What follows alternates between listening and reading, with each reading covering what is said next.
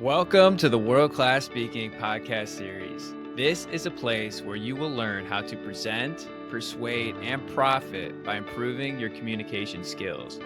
Each episode in the series is a chapter from the book World Class Speaking in Action. And each chapter is written by a certified world class speaking coach. I'm your host, Matt Miller, and I've carefully crafted and summarized each chapter in the book. Have you ever been on the edge of your seat during a presentation, anticipating what will come next? And then when the presentation's over, the speaker got a standing ovation where everybody was clapping? Well, in this episode, I'm going to show you how to do just that. This is episode 20, using the CLAP formula, CLAP, to engage your audience. And it's by Lewis Roth. And Lewis Roth is a certified world-class speaking coach, as well as an award-winning speaker and presentation skills instructor. Now, why is this episode so important? Because engaging your audience and having them clap at the end of your presentation can be boiled down to the CLAP technique, CLAP. By having your audience clap enthusiastically, you will be remembered and invited back to speak. Engage your audience by following the CLAP formula, which will inevitably have your audience clapping for you. CLAP, C-L-A-P, conflict, laughter, activities, and participation. Those are the four things that you need to incorporate into your speech in order to get a standing ovation. The first is C for conflict. Conflict is so important to get your audience to get excited and enthusiastic about your speech. When you incite conflict, you're going to get the audience on the edge of their seats because they're going to want to know how that conflict is resolved and then what ends up happening next. And when there's conflict, there's ultimately going to be emotion. And something that we can do to show emotion while we're speaking is shift from high energy and loud to softer energy and quiet, depending on where we're at in our story and how much conflict there is. If we were to speak really loud and powerful, that would be a good time to drive home a point. But if we were to slow down and speak on more of an emotional level, that would be good to share a vulnerability or something that's hard to share. And the conflict typically reaches a breaking point in what is called the climax or the apex of the conflict in the story. And if you don't have conflict, you will not captivate your audience. Having conflict is what gets the audiences on the edge of their seats. As I mentioned, they're going to be anticipating what's coming next. That's what's going to get them excited, energy driven, and it's going to keep them connected to the speaker and to the speech. Conflict is so important. Whenever you tell a story, you should never just go to the wins and say, this is who I am today, an investor, a real estate broker, and somebody that does really well financially. You want to show the struggles, you want to show the conflict that you went through, and then how you overcame that to achieve what you ended up getting. And then L, it's a second letter, and it's for laughter. And there's a common saying in the speaking industry that says, you don't have to be funny when you speak unless you want to get paid. That's how important it is. And there's a few things that you can do to be funny, to cause laughter. And the very first thing to understand is that all of laughter stems from some type of misdirection. You get the audience to think that one thing's going to be said, and then another thing's said. And here's a couple examples. So there's the list of threes. You could say, I'm going to the store to get eggs, milk, and away from the kids.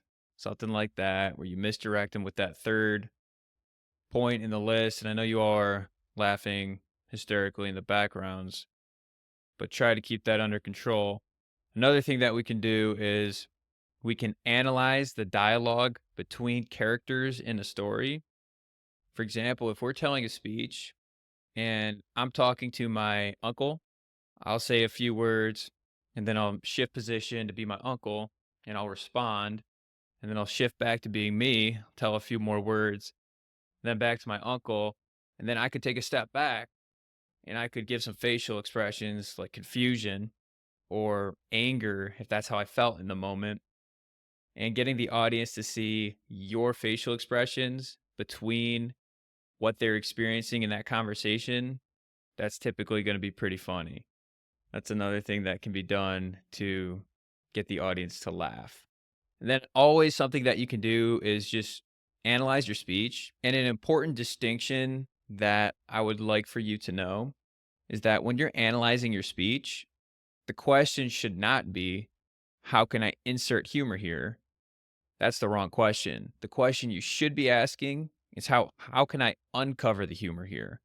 There's already humor built into what you're going to speak about. You just have to uncover it. You shouldn't be trying to fictitiously put humor into your story if it's not really there.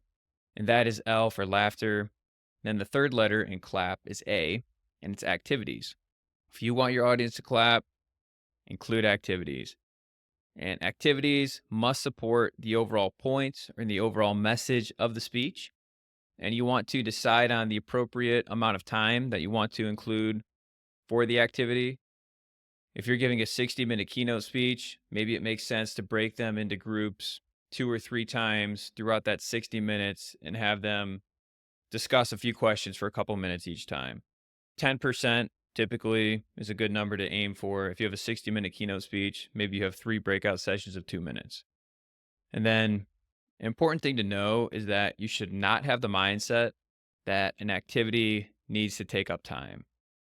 It needs to have a purpose. It needs to overall support the main message of the speech. Another thing is never start your speech with an activity.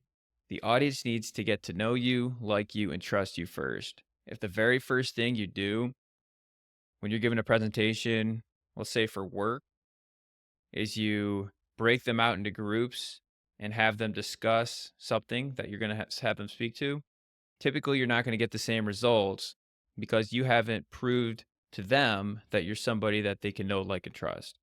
That's why the activity should become later in the presentation. And another thing is you should always test your activities before implementing them into your speech or presentation. You should always test. And then the fourth letter in clap is P, and P is for participation. No matter how great your story is, if you don't check in with your audience, they will check out with you. You need to get them to participate in your speech. So throughout your speech, you should be asking questions that get your audience to think and reflect, either internally or externally. And you can have them participate by inviting them into your story, or you can have them participate by asking them questions and getting them to reflect, or you can actually have them raise their hands and give an answer. But you really want to intentionally create time for the audience to participate, and they can participate one from themselves to you. And what's even more powerful is if you can get them to participate with other people in the audience. And that's also a good networking opportunity. To summarize, if you want to get your audience to clap after your speech, there's 4 things that you have to do. Clap, CLAP, conflict, laughter, activity, and participation. For conflict, that's the struggle in the story. Laughter ends up easing anxiety for both you and the audience. A is for activity, engagement from the audience. And then P is for participation.